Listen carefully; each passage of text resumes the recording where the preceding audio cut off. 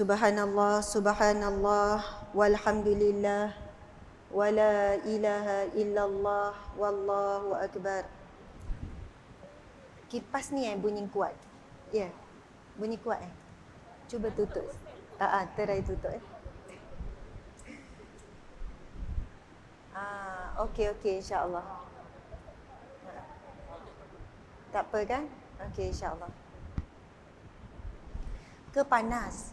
Okey kan? InsyaAllah. Okey. A'udzubillahi minasyaitonirrajim. Bismillahirrahmanirrahim. Assalamualaikum warahmatullahi wabarakatuh.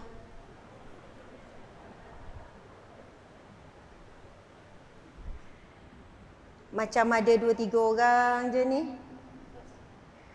Subhanallah, sekali lagi buat para muslimin, muslimat, mukminin, mukminat, bakal-bakal ahli syurga Allah Subhanahu wa taala, bakal-bakal bidadari di syurga Allah, dengan ucapan Assalamualaikum warahmatullahi wabarakatuh.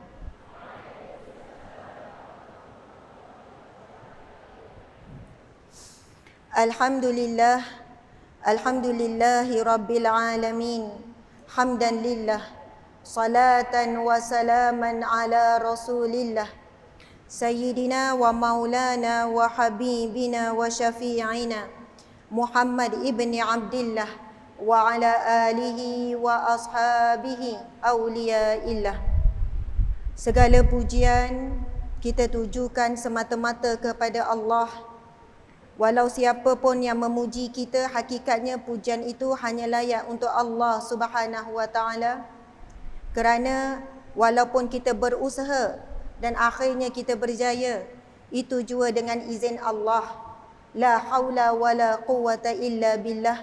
Tidak ada daya dan tidak ada upaya, melainkan semuanya daripada sekecil-kecil perkara sehingga sebesar-besar perkara, semuanya dengan izin Allah, dengan takdir Allah ya qadir ya muqtadir. Alhamdulillah, selawat dan salam buat Nabi Muhammad sallallahu alaihi wasallam, dengan perantaraan lisan baginda, air mata, air darah, air keringat yang jatuh daripada batang tubuh Nabi Muhammad sallallahu alaihi wasallam, para sahabat, para ahli bait, isteri-isteri Nabi, anak cucu Nabi, kepada seluruh para syuhada.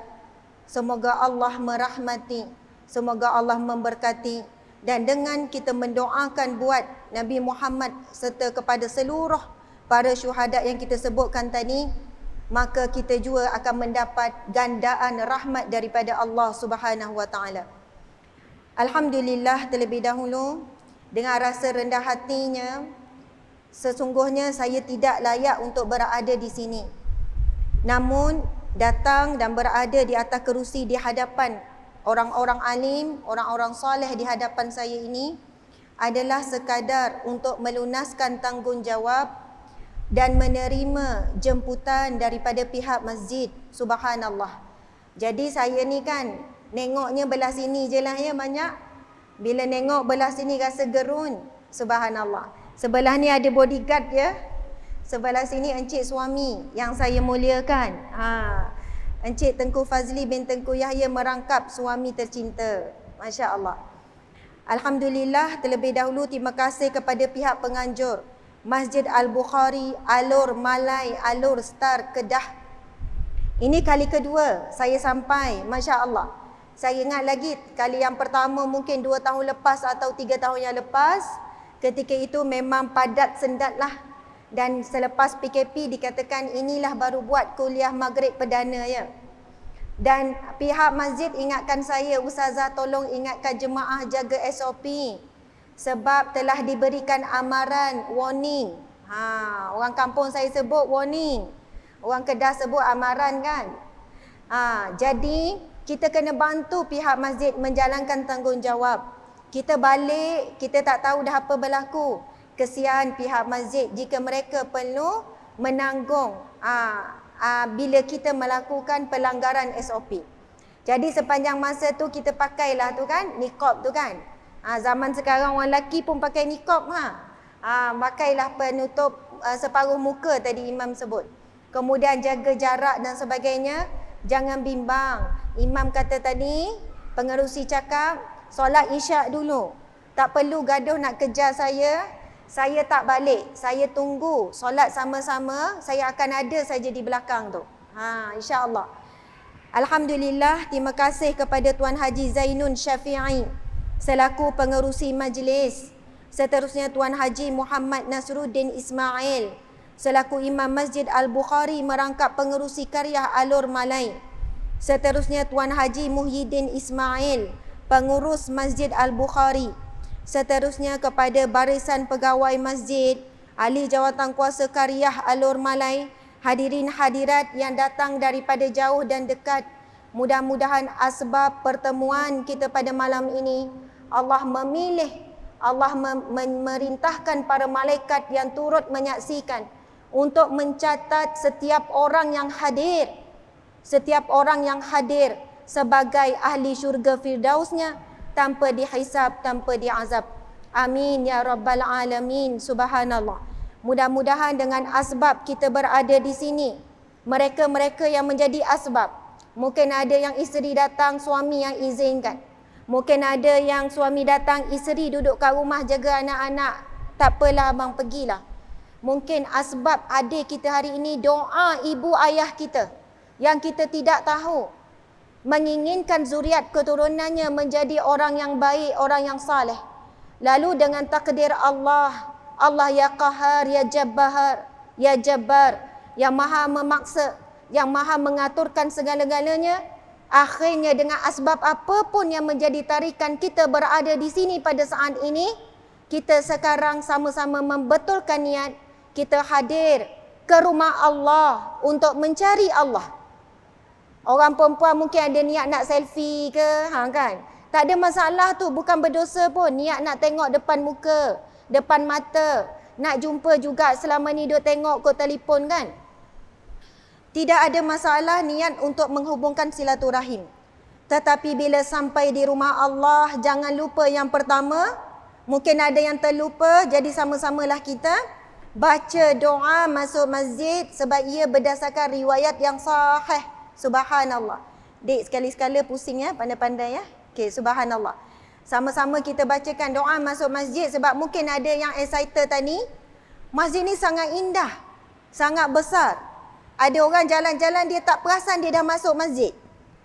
Tahu-tahu dah masuk. Sebab indah tu tengok taman kiri kanan dan sebagainya. Okey, kita baca doa masuk masjid. Bismillahirrahmanirrahim. Subhanallah, lemah lembutnya orang Kedah bercakap tak bunyi suara. Tak tahulah, mungkin kat rumah bisik-bisik dengan suami ya. Masya Allah. Boleh ya kuatkan sikit suara?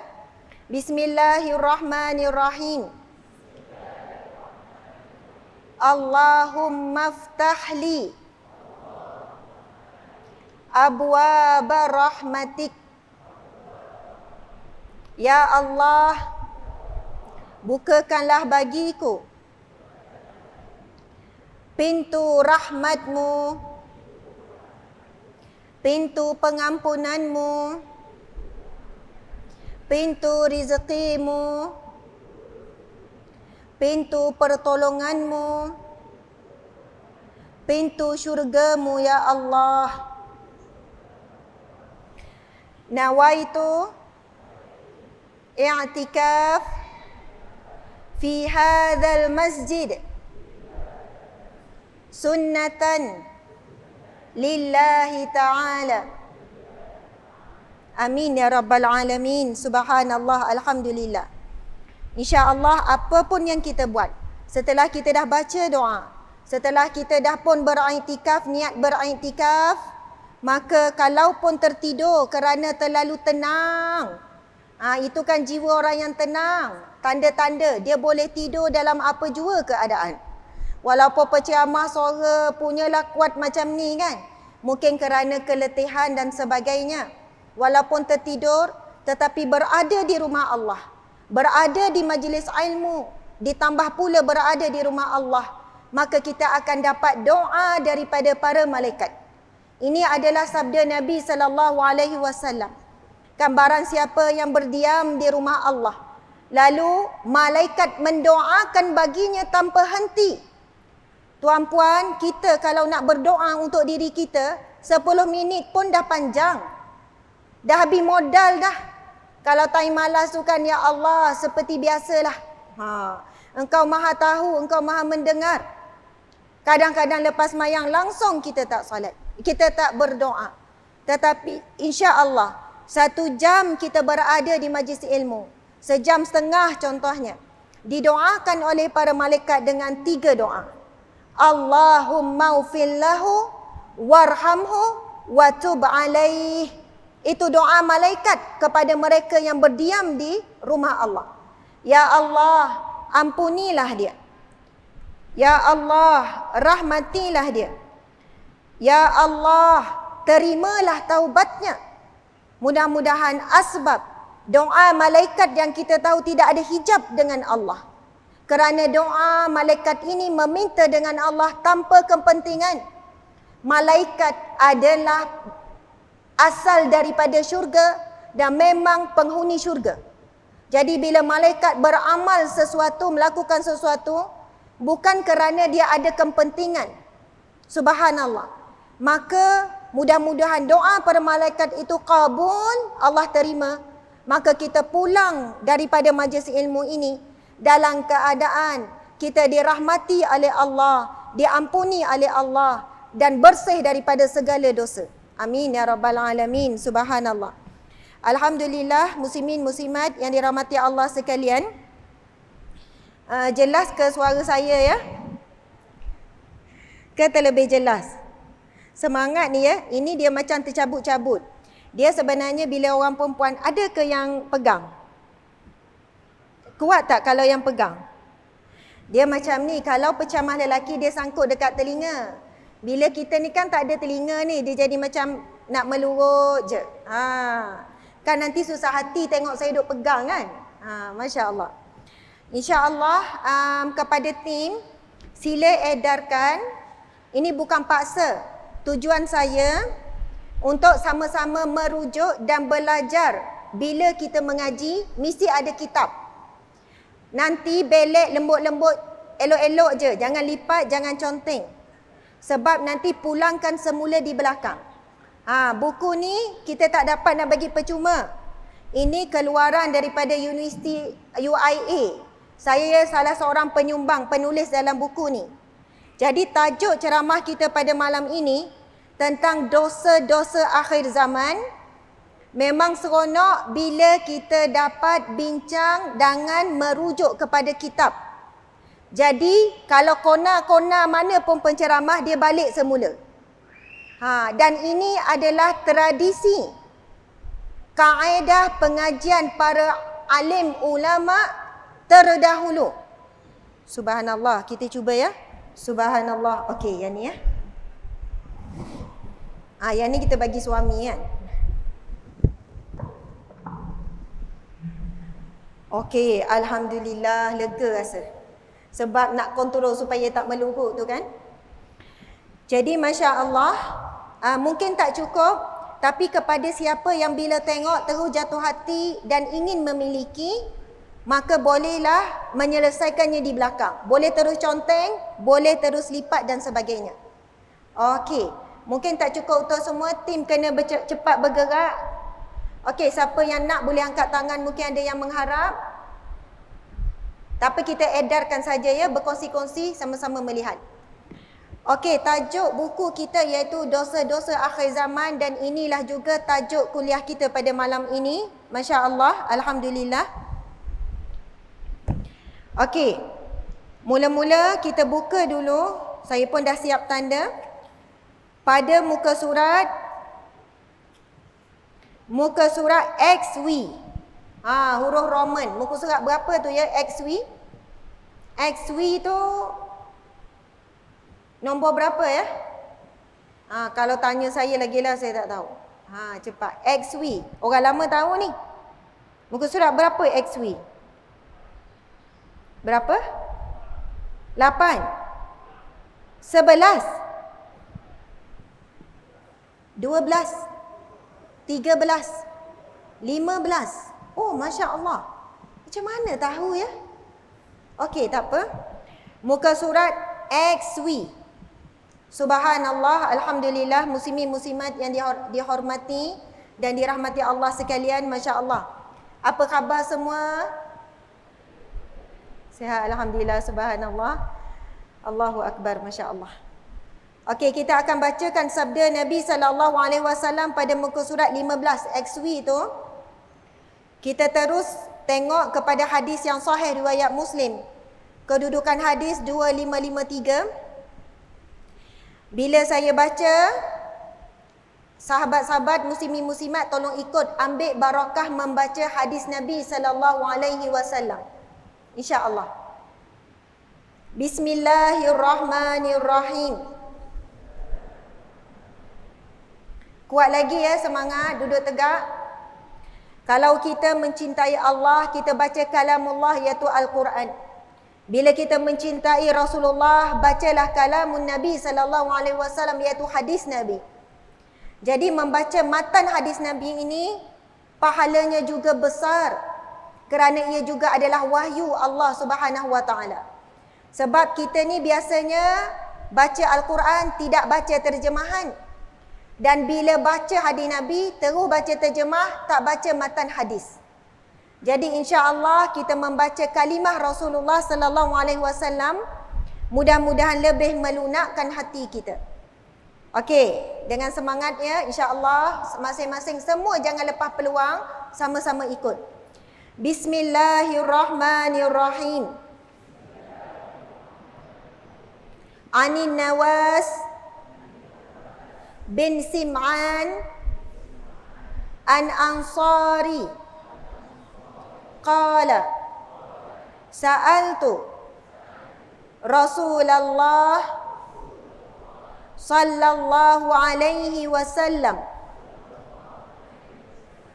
anil birri wal ismi faqala al birru husnul khuluq wal ismu ma haka fi sadrika wa karihta ay yattali'a alaihi nas. Sadaqa Rasulullah sallallahu alaihi wasallam. Subhanallah. Dik, seorang jaga seorang ya. Subhanallah. Alhamdulillah. Nabi sallallahu alaihi wasallam bersabda daripada An-Nawas bin Sim'an Al-Ansari. Dia berkata, aku pernah bertanya kepada Rasulullah sallallahu alaihi wasallam tentang erti ataupun maksud kebajikan dan dosa. Subhanallah, sahabat Nabi ini bertanya tentang pahala dan dosa. Lalu sabda baginda Nabi sallallahu alaihi wasallam, kebajikan atau perkara yang membawakan pahala itu ialah budi pekerti yang baik, akhlak yang baik, sedangkan dosa ialah perbuatan ataupun tindakan yang menyesatkan dada dan engkau sendiri benci jika perbuatanmu itu diketahui oleh orang lain. Subhanallah. Itu penerangan Nabi secara umum. Apakah perkara yang membawakan kepada pahala? Perkara-perkara kebajikan. Nabi sebut ia adalah budi pekerti yang baik. Sebab itu Nabi SAW bersabda, sesungguhnya orang yang paling dekat denganku di mahsyar kelak adalah orang yang mempunyai akhlak yang baik, akhlak yang mulia. Tuan-puan sekalian, di dunia ini ada ramai orang nak dekati para pembesar, para pemerintah. Bila dia ni dikenali oleh orang-orang hebat, dia rasa hebat. Dia nak cari je jalan-jalan mendekati orang hebat. Ambil gambar pun dah rasa seronok dah. Subhanallah. Ada orang pula dia nak mendekati orang-orang yang tersohor, para artis dan sebagainya. Bila dapat didekati, dapat merakam kenangan, dah gembira sangat dah. Apatah lagi kalau kita boleh dekat dan rapat dengan yang lebih tinggi, raja ke, sultan ke. Kan kalau ibu kan makcik Hajah kan, Sultan Brunei sebut nama Hajah. Memang tak tidur malam lah 1 bulan kan. 1 minggu ke. Itu pelik benar lah tu. Mungkin orang yang sangat istimewa. Tetapi tidak ada yang lebih membahagiakan kita sekiranya kita dapat menjadi orang yang sangat dekat dengan Rasulullah sallallahu alaihi wasallam. Tidak perlu nama, tidak perlu kedudukan, tidak perlu kemasyhuran, tidak perlu kekayaan, tetapi yang diperlukan adalah akhlak yang mulia dengan Allah, akhlak yang mulia dengan manusia, dengan binatang, dengan tumbuhan, dengan seluruh makhluk Allah. Dengan bukit bukau tidak ditarahnya. Subhanallah, dengan sungai tidak dikotorinya. Subhanallah, dengan udara tidak dicemarnya. Dengan asap yang berkepul-kepul contohnya. Subhanallah, Allahu Akbar. Berbuat baik, akhlak yang baik. Semua itu akan menjadi saksi. Bahkan jika kita berada seorang diri pun di dalam rumah. Dan ini disebut oleh alim ulama'. Ciri-ciri orang yang ikhlas itu, apa yang dia lakukan ketika di kehadapan orang ramai, samalah ketika dia bersunyian di rumahnya. Kalau depan orang ramai kan kita jalan lemah lembut, sopan. Di dalam rumah pun sama depan suami. Subhanallah, kan kita kalau makan di khalayak ramai sopan, baca doa tertib, makan tidak bersulam air. Subhanallah, lagi-lagi kalau kita diperhatikan. Tapi macam mana akhlak kita di rumah? Nak tahu akhlak, tengok bagaimana kita di rumah. Kalau di khalayak ramai tu ditahan-tahan, kalau nak keluar angin kan. Tapi kadang kita ni kalau semayang kat rumah, tengah semayang tu kan duk nahan dah. Bagi salam tak sempat yang kedua, angkat je terus keluar berdicit-dicit. Prit. Contohlah. Tak nyempat-nyempat kita nak menjaga tu adab dan akhlak kita dengan Allah. Sempat dulu doa, lepas tu dalam keadaan kita rasa malu sebab Allah tengok kita. Muslimin muslimat dimati Allah sekalian. Nabi SAW bersabda, khairukum, yang paling baik di kalangan kamu, yang paling sempurna iman di kalangan kamu. Khairukum li ahli, yang paling baik akhlaknya dengan ahli keluarganya. Muslimin, muslimat, kadang-kadang kita ni nak mengejar pujian dan pengiktirafan orang luar. Orang luar hormat, orang luar puji. Tetapi yang tahu perangai dia yang sebenar, anak dan isterinya. Suami dia yang paling tahu. Subhanallah, rahsia saya, suami saya tahulah. Allah tutup aib saya sebab itu orang memuji. Kalau Allah bukalah, tersilaplah suami saya buat live perangai saya kat rumah, tak ada orang nak jemput ceramah, percayalah. Subhanallah. Tetapi kerana kita tidak berhenti memperbaiki diri, minta maaf bila tertinggi suara contohnya. Minta maaf bila kita ni mengungkit-ungkit ataupun kita bercakap sinis. Sebab sangat susah nak kekalkan akhlak yang baik sepanjang masa. Betul kan? Sangat susah. Kita baru nekat 2 jam. Baru nekat ni, malam ni nekat ni. Tak nak masa muka ni. Orang perempuan, pernah tak kita satu hari tak ada langsung masa muka dengan suami? Ada tak? Ingat-ingat balik, ada tak? Satu hari daripada pagi sampai tidur balik, senyum manja.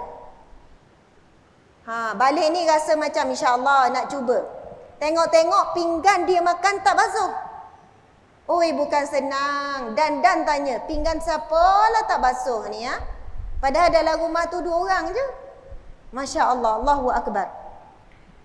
Muslimin muslimat dimati Allah sekalian. Nak jaga akhlak dengan orang luar lebih mudah berbanding untuk kita jaga akhlak dengan ahli keluarga. Sebab kita rasa bukan orang lain, isteri, suami. Tetapi Nabi berikan itulah ukuran akhlak yang paling mulia, orang yang paling baik dan iman yang sempurna. Subhanallah. Kerana orang yang boleh jaga akhlak dengan suami, dengan isteri, dengan anak-anak, dia pasti orang yang lebih berakhlak bila di khalayak ramai. Masya Allah. Okey, seterusnya kita melihat hadis yang di bawah sekali, muka surat 15 ini, XV ini. Sebelum itu kita tengok kepada sedikit syarah oleh penulis. Hati nurani yang Allah ciptakan dalam diri kita boleh menjadi petunjuk sama ada apa yang hendak kita lakukan itu baik ataupun sebaliknya.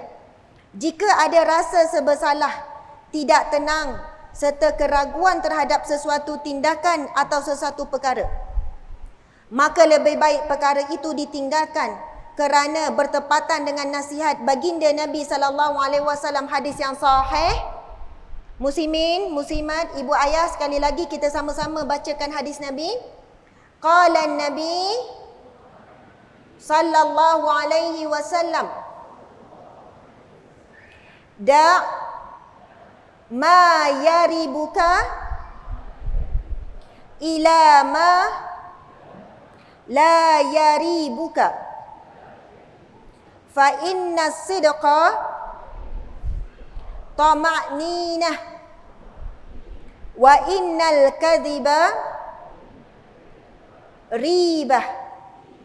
Sadaqa Rasulullah sallallahu alaihi wasallam. Subhanallah. Yang turut hadir menonton kita pada malam ini lebih kurang dalam 6,000 lah, lebih kurang, alhamdulillah. Yang berada di dalam masjid ni lebih kurang 60,000. Subhanallah. Mudah-mudahan yang tidak kita nampak juga memenuhi setiap ruang, iaitu para malaikat, masya-Allah. Sabda Nabi sallallahu alaihi wasallam, tinggalkanlah apa yang meragukan kamu, lalu pilihlah apa yang tidak meragukan kamu. Sesungguhnya kebenaran itu ada ketenangan, manakala pendustaan itu ada keraguan. Nabi berpesan, da' ma yaribuka ila ma la yaribuka. Tinggalkan apa yang engkau rasa menimbulkan keraguan, yang membuatkan hatimu resah gelisah, tinggalkan.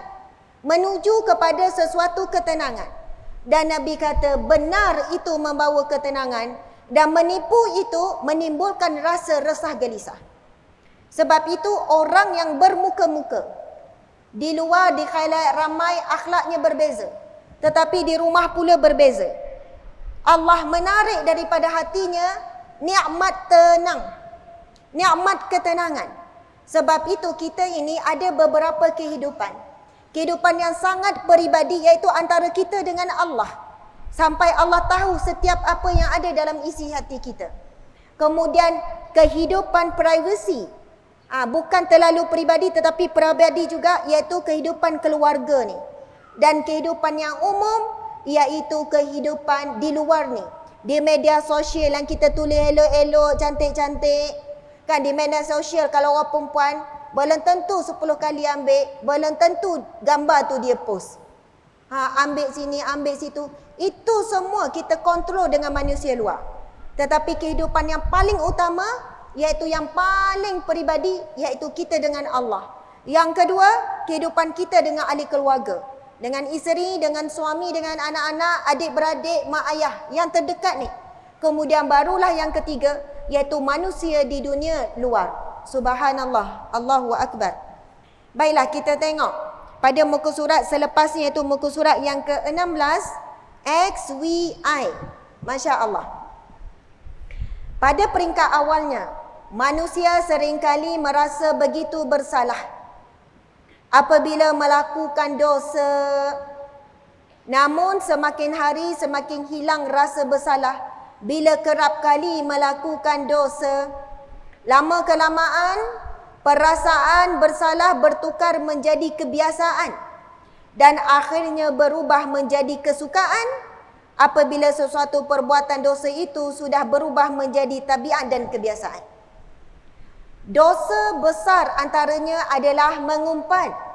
Tetapi disebabkan kita dah biasa mengumpat, kita mengindahkan perbuatan mengumpat. Kita kata bukan ngumpat, muhasabah.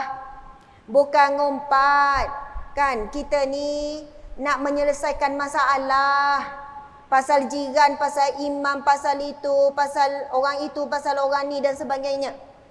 Hakikatnya apa yang kita sebutkan tentang aib manusia itu tidak memberi apa-apa perubahan pun melainkan mengotorkan hati kita sahaja. Allahu Akbar. Hari itu Al-Fadil, subhanallah, Dr. Zulkifli Al-Bakri kita jemput datang ke tempat kita. Dia cerita pasal tabiat mengumpat yang sangat dahsyat di akhir zaman.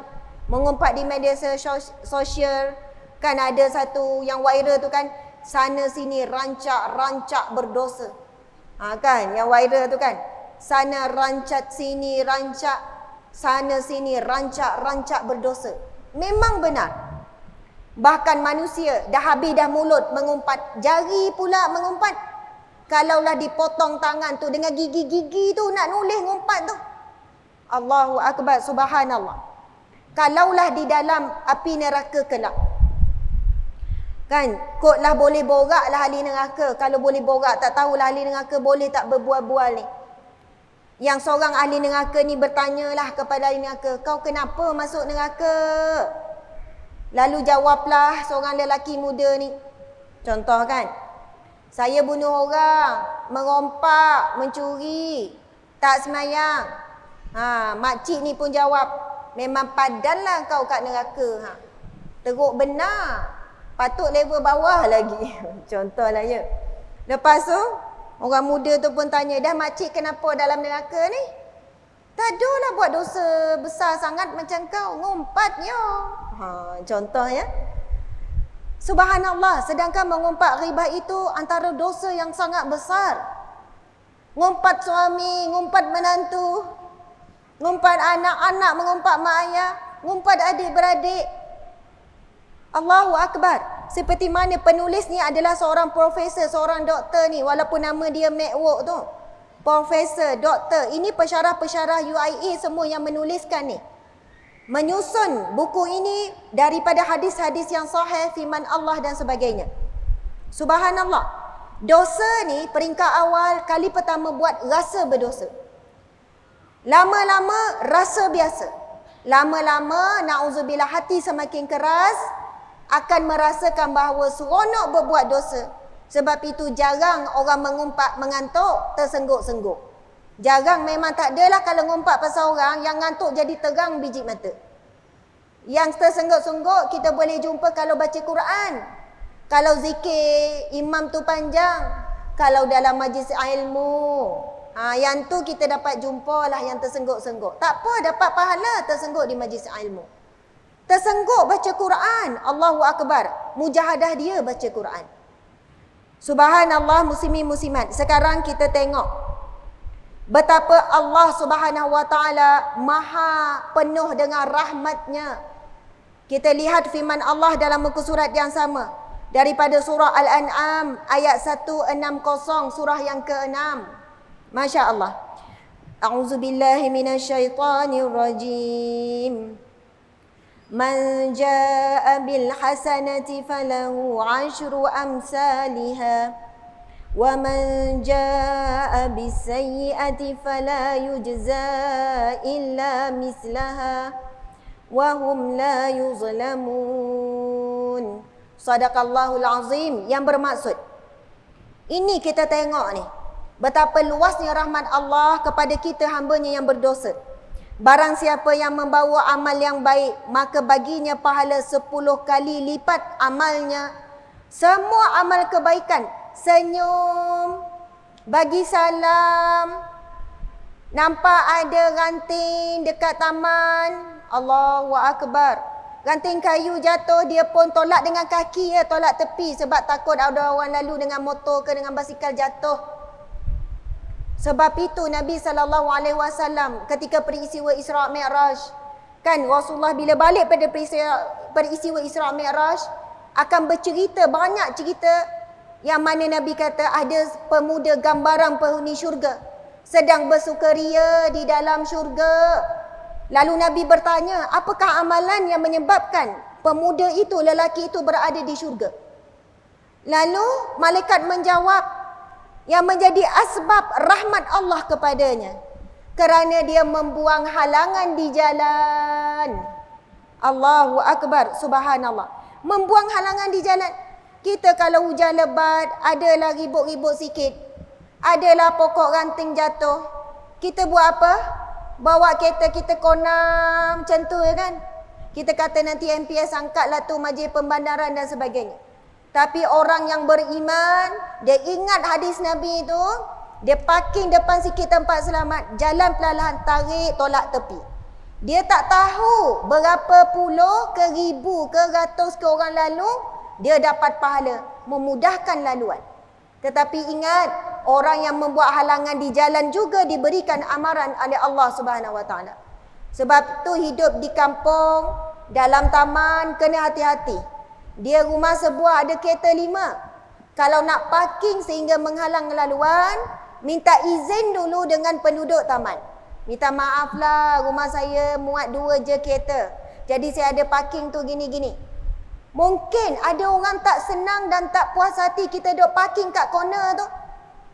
15 tahun, 10 tahun, 5 tahun duduk parking situ. Setiap kali orang nak lalu tak nampak jalan belah sana, orang marah. Sebab itu ada jenis-jenis dosa yang kita tidak tahu, yang kita tidak sedar kita melakukan dosa. Di mahsyar kelak kenapa dosa begitu banyak? Rupanya dosa-dosa yang kita anggap remeh. Kerana itu pernah ditanya kepada Rasulullah, "Ya Rasulullah, seorang fulanah, seorang wanita ini dia menyakiti jirannya." Lalu Nabi kata tempatnya di neraka. Orang ini kata, fulanah ini, wanita ini, solatnya baik, puasanya baik, sedekahnya banyak. Maksudnya amal soleh, wanita yang baik. Tetapi dia menyakiti hati jirannya. Nabi kata tempatnya di neraka. Lalu dia tanya lagi, orang ni biasa saja tapi dia menjaga hak jirannya. Nabi kata tempatnya di syurga. Dan sabda Nabi SAW, Man kana yu'minu billahi wal yawmil akhir. Barang siapa yang beriman kepada Allah dan hari akhirat, beriman dan yakin bahawasanya wujud syurga dan neraka, pahala dan dosa, timbangan sirat pada mahsyar.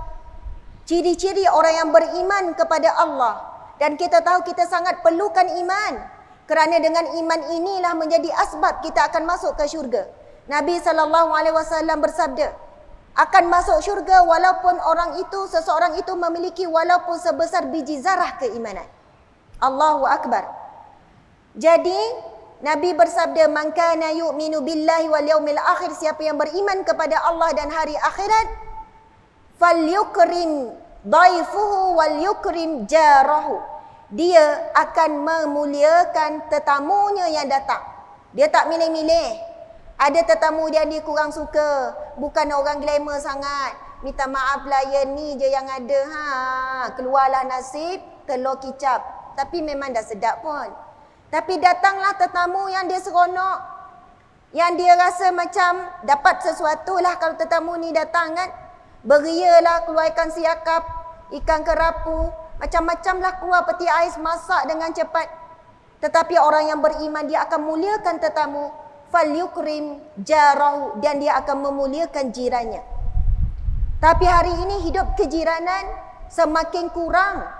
Sedangkan Nabi pernah bersabda, hampir-hampir aku menyangkakan jiran ini boleh mewarisi harta kerana banyaknya peringatan Jibril alaihi salam mengingatkan kepadaku hak-hak jiran.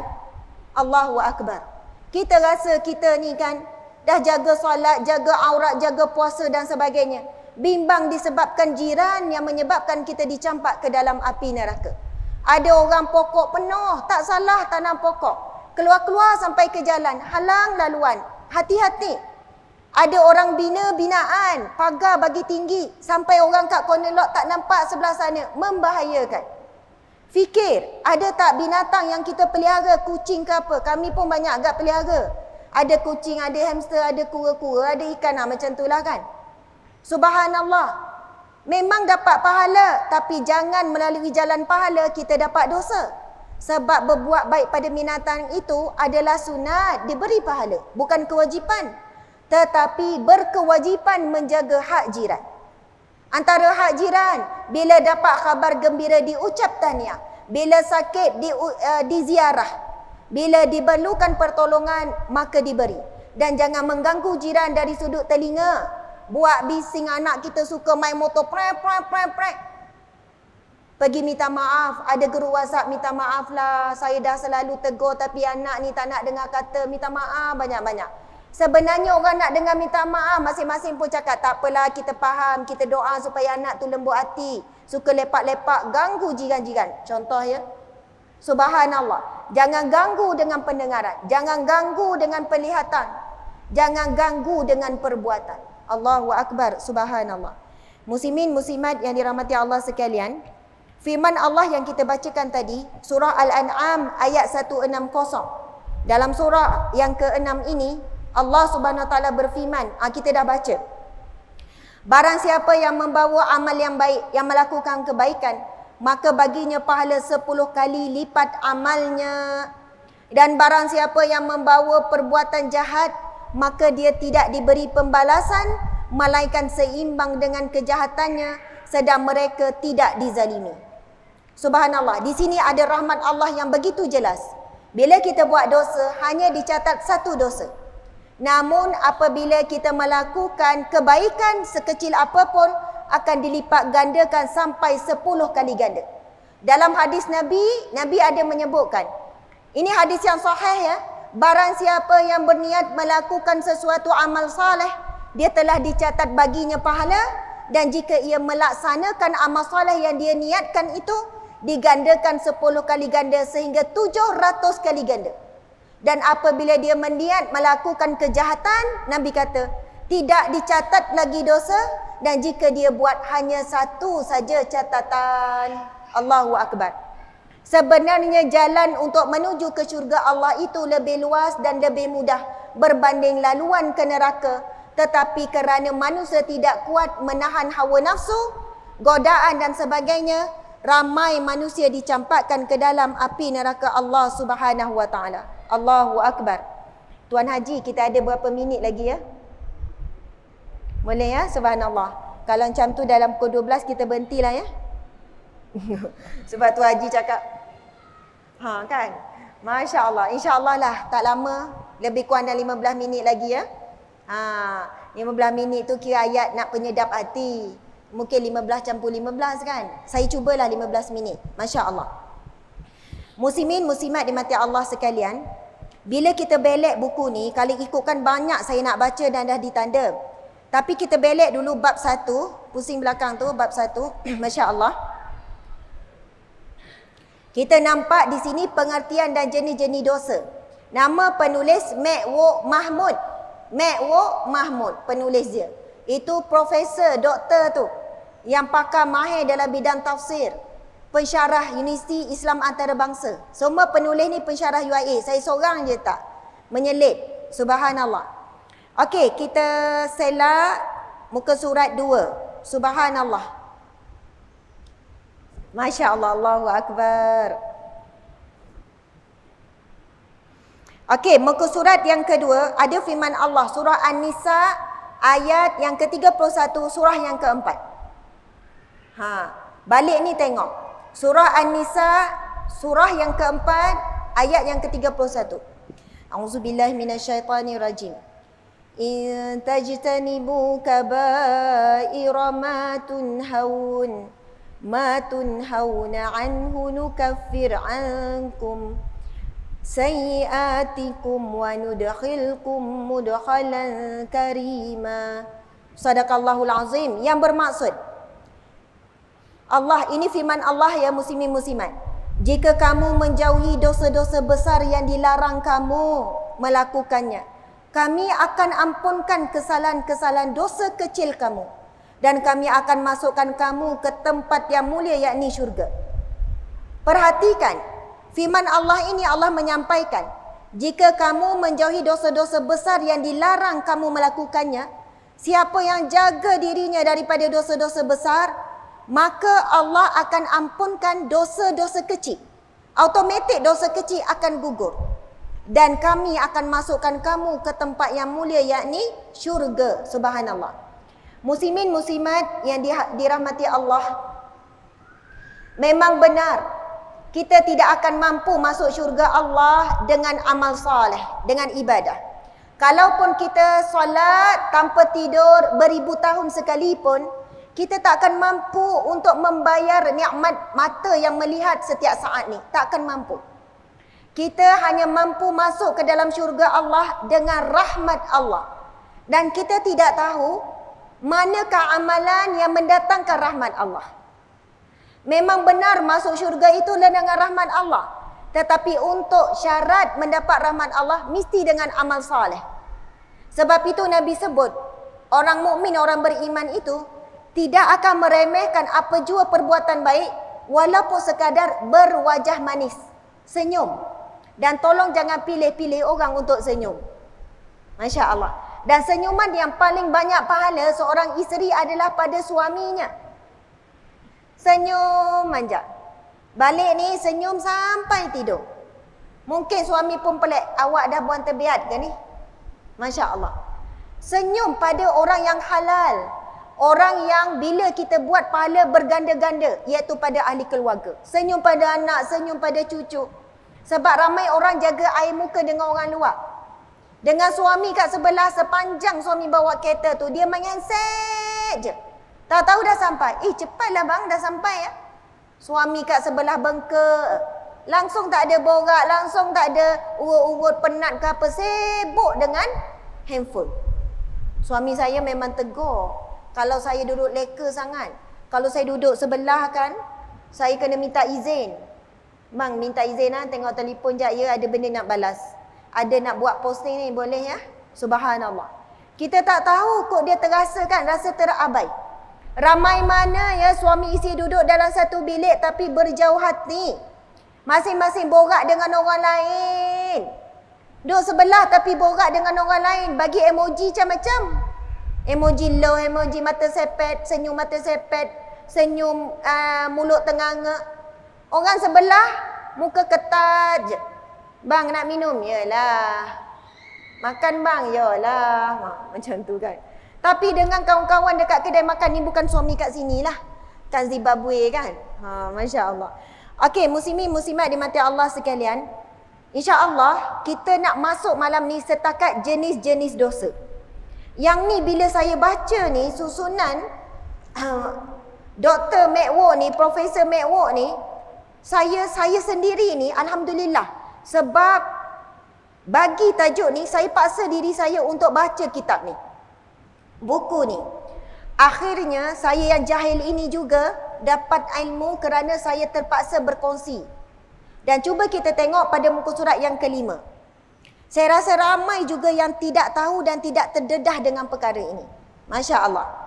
Okey, muka surat yang kelima, muslimin sekalian, pada tajuk jenis-jenis dosa. Jumpa tak jenis-jenis dosa?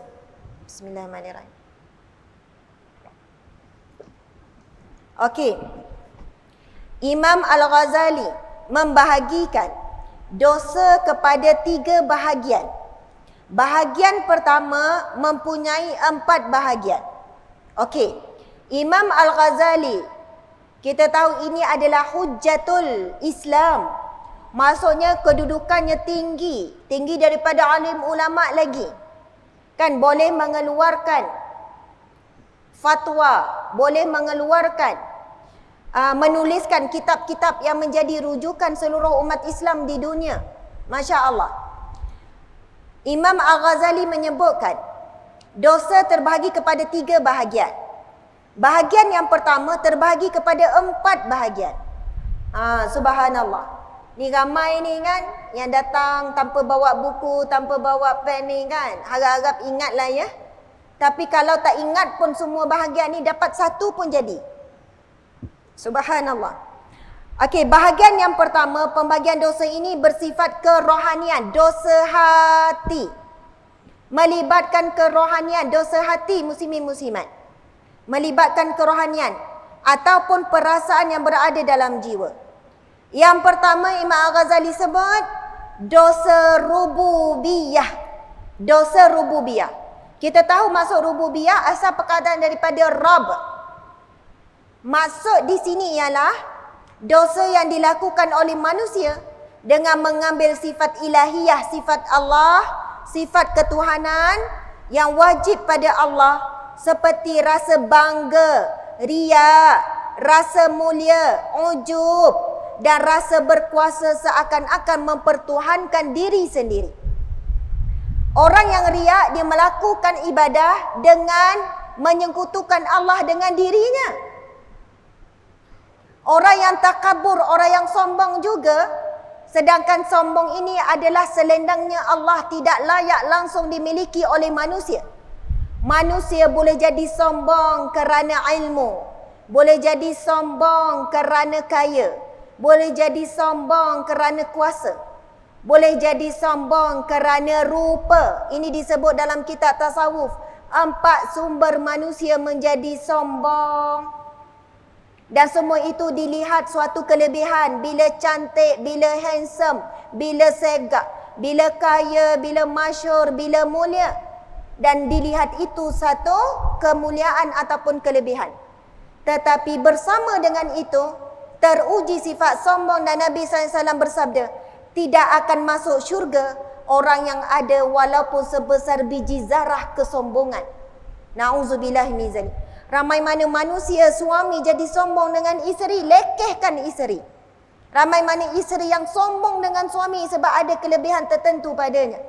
Ramai mana orang yang sombong dengan anak, sombong dengan anak. Kita tahu ada silap kita tapi kita ego, kita sombong. Semua salah anak belaka. Semua salah anak, tak ada salah kita. Na'udzubillahi min zalik. Allahu akbar. Okey. Disebutkan yang pertama, dosa rububiyah. Manusia mengambil sifat ketuhanan dan menjadikan sifat itu pada dirinya. Na'udzubillahi min zalik. Yang kedua, dosa syaitaniyah. Yang kedua, dosa syaitaniyah. Kita pun tak biasa dengar kan? Rupanya ini ditulis oleh Imam Al-Ghazali. Iaitu dosa yang dilakukan oleh manusia dengan mengambil sifat syaitan, iaitu sifat-sifat yang buruk. Antara perbuatan tersebut adalah menghasut, membisik bagi melakukan maksiat dan kemungkaran, khianat, bermuka-muka serta mengajak berbuat bid'ah dan kesesatan adalah termasuk dalam pembahagian ini. Kalau kita tengok hari ini, Facebook ke, IG ke, TikTok ke apa, ada orang menyebarkan kebaikan. Tetapi ramai yang menyebarkan keburukan. Mereka ini mempunyai dosa syaitaniyah. Syaitan dah boleh letak jawatan, syaitan dah boleh pencen. Kerana manusia memiliki dosa syaitaniyah, manusia yang mengajak kepada perbuatan maksiat, yang membuat maksiat secara terbuka, lalu ramai yang like, yang follow, yang puji sekian-sekian. Buat TikTok joget itu ini, suami berjoget sama, suami ini dayus. Suami ini dayus. Bukan dia nak larang isteri dia berjoget dengan nampak tubuh badan, dia sama juga tukar rakam. Ini sebenarnya dalam buku ini ada sebut tentang dosa lelaki akhir zaman. Dan itu antara dosa yang paling banyak, yang paling besar, iaitu dosa lelaki yang dayus. Ini disebut dalam hadis Nabi SAW, tapi dalam kitab ini tidak ada. Masya Allah, Allahu Akbar. Merujuk kepada hadis sahih riwayat Ahmad. Nabi SAW bersabda, "Thalathatun qad harramallahu alaihimul jannah, mudminul khamri, wal'aqu, wadduyus, alladhi yuqirru fi ahlihil khabas." Nabi bersabda, 3 golongan yang telah diharamkan Allah untuk masuk syurga. Haram baginya syurga Allah. Yang pertama, penagih arak. Yang kedua, penderhaka ibu bapa. Yang ketiga, orang yang dayus, iaitu orang yang membiarkan kejahatan dilakukan, maksiat yang dilakukan oleh ahli keluarganya. Allahu Akbar, diharamkan syurga.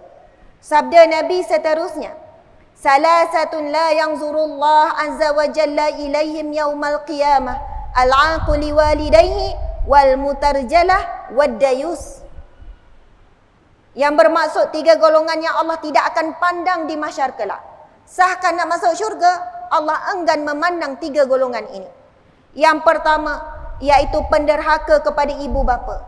Yang kedua, perempuan yang menyerupai lelaki ataupun lelaki yang menyerupai perempuan tidak dipandang oleh Allah. Yang ketiga, iaitu lelaki yang dayus. Dan secara umumnya alim ulama menafsirkan siapakah lelaki yang dayus, iaitu lelaki yang membiarkan ahli keluarganya, isteri, anak lelaki ke perempuan, adik-beradik perempuannya, mak ayah dia, maksudnya yang berkait dengan dirinya, membiarkan mereka melakukan dosa dan maksiat. Dekat dunia, elok je jalan, segak, hidup senang, kaya raya, makan kenyang, tidur lena, angan-angan panjang. Sebab segala yang disebutkan ini akan diperlihatkan di mahsyar kelak. Kecuali seorang lelaki yang telah berusaha menasihati isterinya, anaknya, hatinya pun tidak reda melihat perbuatan ahli keluarganya yang bermaksiat, maka ia tidak dikatakan lelaki yang dayus. Allahu Akbar. Itu disebutkan sebagai dosa-dosa lelaki akhir zaman. Dan kalau kita baca kitab ini, ada bahagian tajuk wanita dambaan neraka. Oh, bunyi pun takut. Sebab itu buku ni saya harap malam ni terus habislah, bukan banyak cetakan UIA ni. Nanti ada muka surat, ada bab wanita dambaan neraka. Disebutkan ciri-ciri dan sebagainya. Dan yang pertama yang dibawakan adalah hadis Nabi yang sahih itu, wanita yang berpakaian tapi telanjang tu. Nauzubillah min zalik. Okey. Jadi berhati-hati, hari ini ramai orang melakukan dosa syaitaniyah.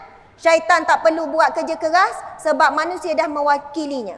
Yang ketiga, dosa bahimiyah. Ini Imam Ghazali sebut ni, dosa bahimiyah. Dosa yang dilakukan oleh manusia yang menyerupai syahwat yang tinggi sehingga melakukan dosa yang menyerupai sifat kebinatangan, iaitu sifat rakus. Bahimiyah ni, bahim ni binatang. Jadi mempunyai dosa kebinatangan, mempunyai sifat rakus, tamak, haloba dan nafsu syahwat yang tinggi sehingga melakukan zina dan hubungan sejenis, mencuri serta memakan harta anak yatim, harta riba, rasuah dan sebagainya. Ini adalah dosa bahimiyah, mempunyai sifat kebinatangan.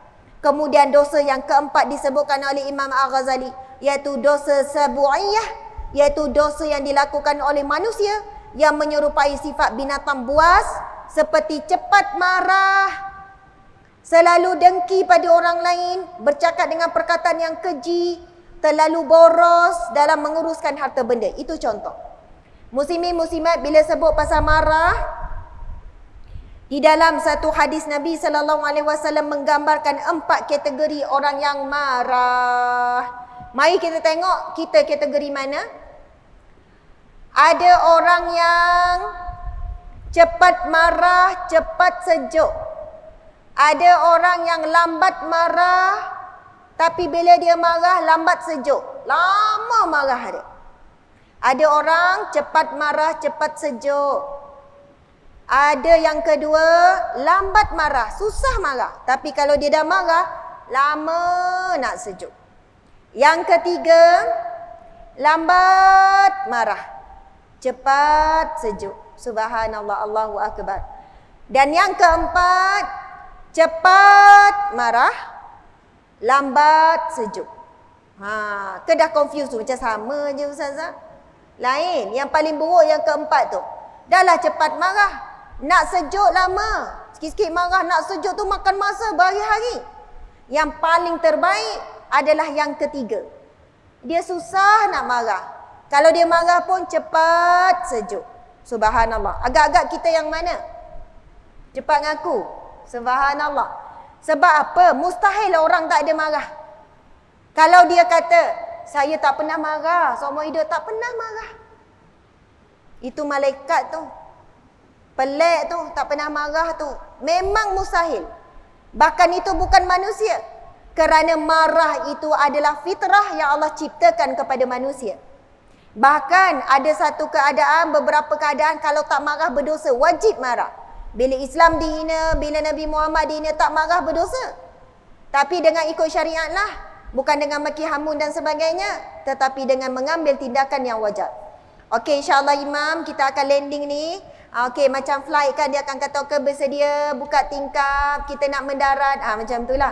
Jadi belum mendarat lagi, dah dekat ya. Masya Allah. Kita tengok bahagian kedua. Bahagian yang kedua adalah dosa Bahagian yang kedua, tadi bahagian yang pertama terbagi kepada 4 tadi tu. Dosa rububiyah, dosa syaitaniyah, dosa bahimiyah, dosa sabu'iyah. Kemudian bahagian yang kedua dibahagikan dosa dengan manusia, kemudian dosa dengan Allah. Itu secara umum ya. Subhanallah.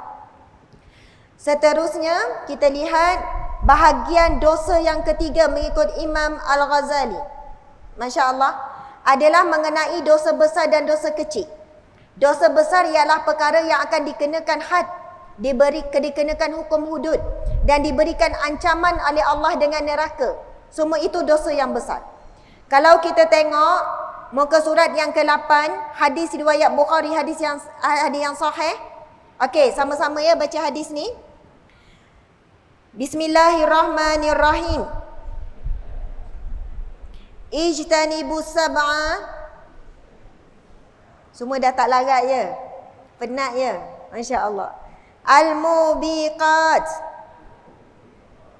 Qalu ya Rasulullah, wa ma hunna?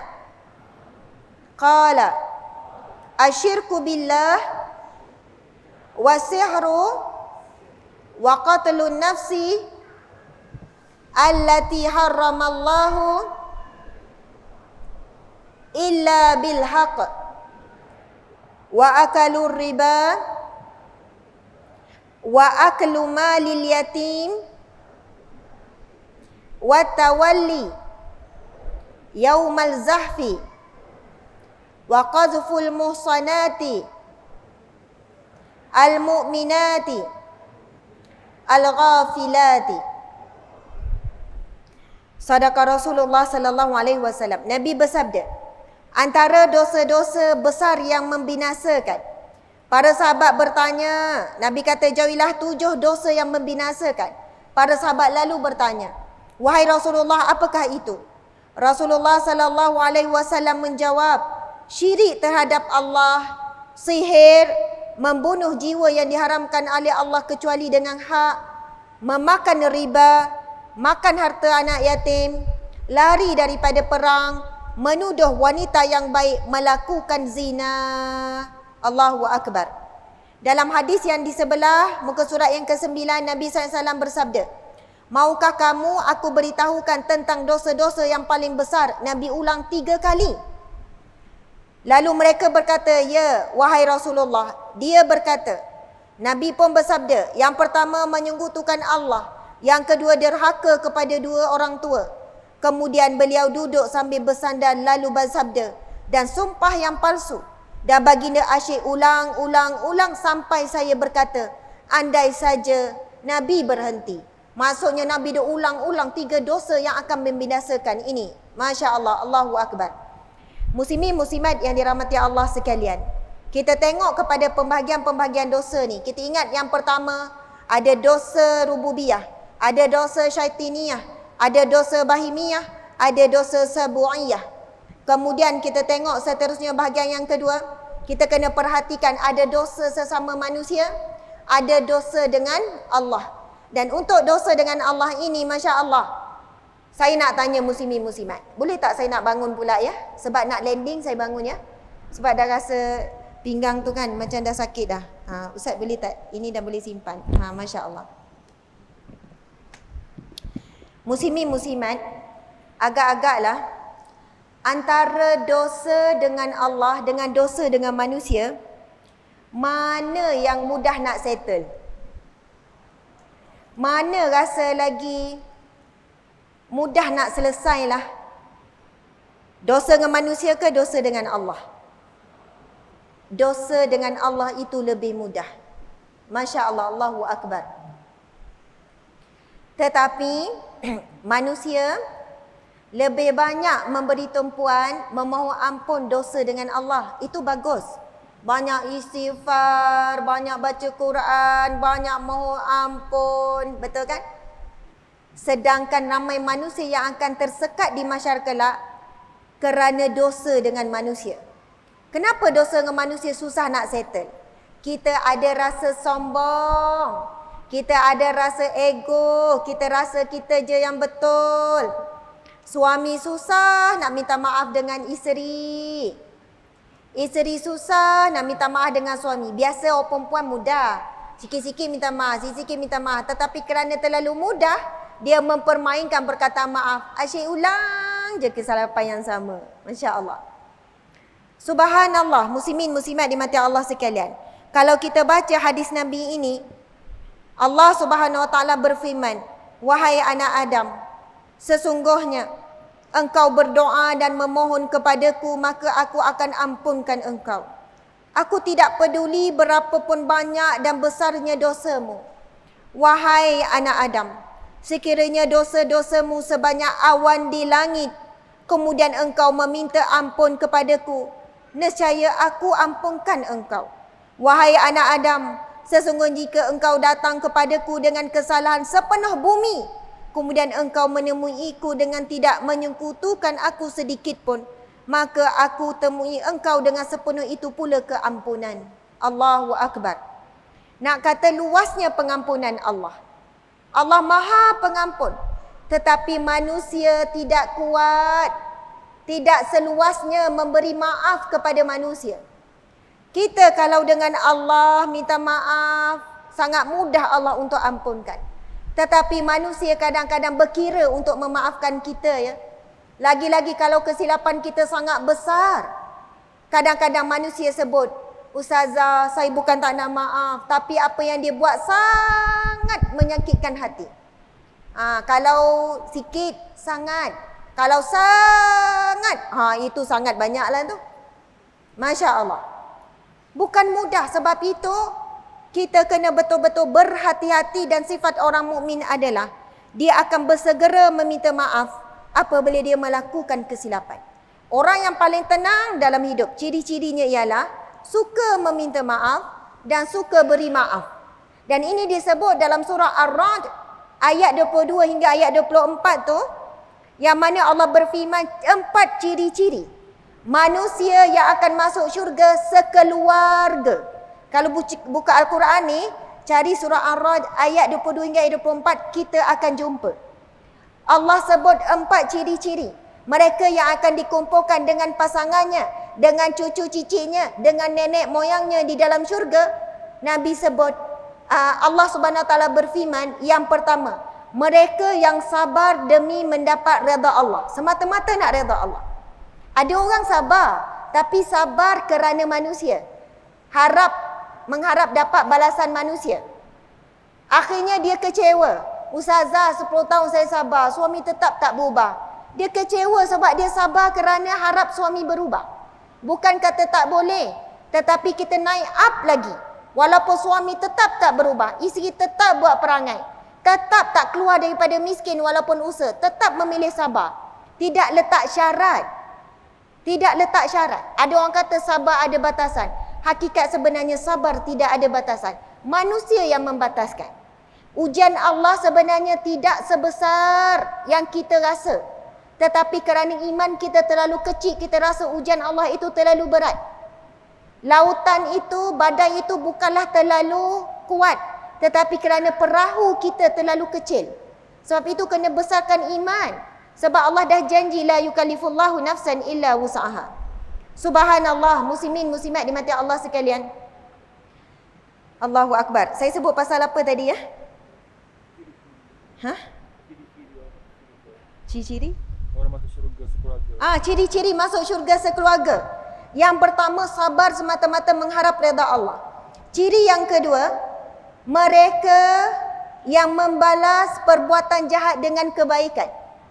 Dia tak syarat pun orang minta maaf, dia maafkan. Kalau dia minta maaf, saya maafkan. Masalahnya dia ego, buat salah tak nak minta maaf. Ramai mana ibu bapa tak nak maafkan anak. Ustazah, kalau anak tu balik minta maaf, saya maafkan. Masalah sombong. Saya kata makcik, lagi susah anak tu nak dapat hidayah. Sebab soalannya pintu rahmat dia tertutup sebab makcik tak redha dengan dia. Makcik redha dengan ujian Allah, anak menyakitkan hati. Sebab itu Allah beri hidayah, makcik dapat balik anak. Sebab dia letak syarat. Anak ni minta maaf, barulah dia nak maafkan dan nak redha. Sampai sudah, adakah saya tanya makcik sanggup tak? Makcik bahagia tak esok makcik di syurga Tapi anak sedang dibakar api neraka. Agak-agak makcik rasa bahagia ke di syurga? Allahu Akbar. Subhanallah. Jadi balas kejahatan dengan kebaikan. Sebab itu luar biasa. Orang buat baik, balas baik itu fitrah, normal. Orang buat jahat, kita balas baik itu adalah iman dan ketakwaan. Allahu Akbar. Orang buat baik, kita balas jahat itu zalim. Orang buat jahat, kita balas jahat itu dendam. Masya Allah. Orang buat jahat, kita balas jahat, dendam. Orang buat baik, kita balas baik itu normal, itu fitrah. Orang buat jahat, kita balas baik. Allahu Akbar, itu adalah sifat ahli syurga. Ciri yang ketiga dalam surah Ar-Ra'd ini disebutkan oleh firman Allah. Allah berfirman, ciri yang ketiga, mereka yang tetap teguh, tak silap saya, boleh tengok tak? Mendirikan solat. Mendirikan solat, itu salah satu ciri. Mungkin yang pertama ya Ustaz? Yang kedua, mendirikan solat. Yang pertama sabar, yang kedua mendirikan solat. Yang ketiga, membalas kejahatan dengan kebaikan. Dan yang keempat, mereka yang melakukan sedekah infak secara terangan ataupun sembunyi. Dua-dua pun boleh. Sedekah secara terbuka boleh, penting jaga niat. Sedekah secara sembunyi pun Allah terima. Orang yang ada 4 ciri ini, Allah kumpulkan di syurga. Sehingga kan bila semua mereka ini masuk, salamun alaikum bima sabartum, akan disambut dengan salam yang sangat istimewa. Subhanallah, muslimin muslimat, sebagai kesimpulan kepada perbincangan bab dosa-dosa ni, semua tengah susah hati rasa berdosa ni kan. Sana sini rancak-rancak berdosa kan. Kita tutup dengan perbuatan-perbuatan mudah harian tetapi membawa pahala yang begitu besar. Saya akan bacakan laju-laju, jangan bimbang, 5 minit siap insya-Allah. Iaitu amalan yang mengiringi solat. Yang pertama, azan. Lepas ni saya tak pastilah, mungkin akan azan juga ya Bilal. Terus solat dia, tak apa. Tolong jaga akhlak dan adab ketika muazzin. Dan nak sebut ijma' ataupun sebahagian besar ulama menyebutkan kedudukan muazzin. Jangan kecil hati imam ya, imam jangan kecil hati. Disebabkan banyaknya hadis-hadis Nabi yang menyatakan kelebihan muazzin Bilal ni, lalu para alim ulama membincangkan dalam jatah mufti wilayah, ada membincangkan, membahaskan, sebab ulama terdahulu dah bahas. Mana lebih mulia kedudukan imam ataupun kedudukan Bilal, muazzin. Akhirnya, sebahagian besar ulama merujuk kepada hadis-hadis Nabi, yang lebih mulia kedudukan muazzin, kedudukan Bilal. Di mahsyar kelak, hadis Nabi, Bilal ni, muazzin ini akan berada di hadapan. Dia seperti kepala unta. Bukan sebab buruk, tetapi kerana dia akan berada di tempat yang tinggi dan memimpin orang. Dalam buku ni cerita kelebihan muazzin ni. Yang mana muazzin ini, sejauh suara dia didengari, sejauh itulah dia diampunkan dosa sampai mana manusia yang mendengar tu. Dan banyak lagi kelebihan. Sebab itu kalau ada anak cucu kita, cita-cita apa? Nak jadi Bilal. Kenapa Bilal? Jadilah imam. Kan? Masya Allah. Kenapa Bilal je? Kadang-kadang, minta maaf ya, Bilal tu dianggap satu jawatan yang rendah. Sedangkan kedudukan bukan nak merendahkan imam. Imam ada kelebihannya, tetapi dari satu sudut, Bilal ada kemuliaannya. Namun, Bilal ini peranannya, Masya Allah. Okey, kita sekarang kan, bila kita azan, speaker tu akan dengar lah. Sebab di zaman Rasulullah, Bilal ni kalau kita baca sejarah, Bilal akan naik ke menara tinggi. Subhanallah, sebab itu ada cerita kan, memang akan naik tempat tinggi untuk azan. Jadi, bila speaker masjid diletak tinggi, walaupun orang duduk, ada yang bukan Islam duduk dekat dengan masjid, dia tak akan bingit tau. Suara azan tu dia akan bergema, dia akan menaikkan, maksudnya terasa tu. Dan Bilal ini kena jaga adab dan akhlak. Bukan datang kelang kabut, lepas tu tiba-tiba azan. Sebelum on the way datang tu, sebab kita tahu on the way menuju masjid akan digugurkan dosa, dinaikkan darjat, diberikan pahala sedekah. Itu hadis Nabi ya. Bilal ni nak pergi ni istighfar, mohon dengan Allah, ada doa, suara yang menggetarkan jiwa. Bilal ni kena beramal dengan doa Nabi ni. yang mana diberikan suara yang bila dia keluar bergetar jiwa orang mendengar. Bilal yang begini, bila dia laungkan azan, subhanallah, orang dapat hidayah daripada suaranya. Orang bangkit, terasa sampai ke jiwa. Subhanallah, sebab itu, Masya Allah, dalam hal ini, saya percaya Masjid Bukhari juga mengambil berat tentang kedudukan Bilal. Sebab banyak bagi perhatian kepada imam. Suara sedap, iman syarat begini-begini. Allahu Akbar. Minta maaf ya. Yang saya nak sebutkan adalah hadis Nabi yang sahih. Dan dikatakan alim ulama. Ini di antara hadis yang paling kuat, yang paling sahih. Menceritakan ataupun memberikan kedudukan ataupun menjamin sesiapa untuk dapat syafaat Nabi. Nabi SAW bersabda, barang siapa setelah azan lalu dia membaca doa selepas azan tu, Allahumma rabba hazihi da'wati tamah wa salatil qa'imah ati sayyidina Muhammadanil wasilata wal fadilah, sampai akhir tu kan. Nabi kata berhak ataupun layak ataupun dijamin baginya syafaatku. Hadis sahih riwayat Bukhari Muslim.